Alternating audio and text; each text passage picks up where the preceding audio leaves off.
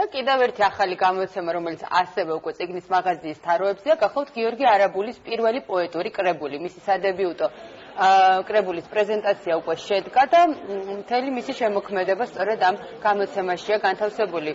კრებულის სახელწოდებით გზაზე გასვლა.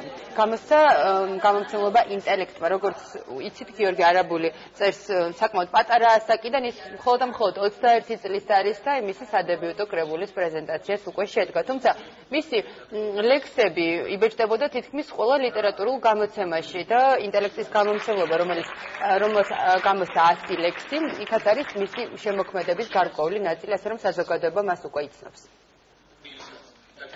აქამდე მგონია საღამოები სულ რამდენიმე და დღეს ძალიან ნერვიულობ, იმიტომ რომ წიგნის წარდგენებაა და უკვე რაღაცა ალბათ თან კრებულს ქვია გზაზე გასვლა, გზაზე გამოსვლა და მეც რაღაც ნერვიულობ, იმიტომ რომ ძალიან ბევრი ხალხი მოვიდა. ეს სათაური ამ წიგნის არის ძალიან სიმბოლური და ძალიან კარგად მისადაგებული.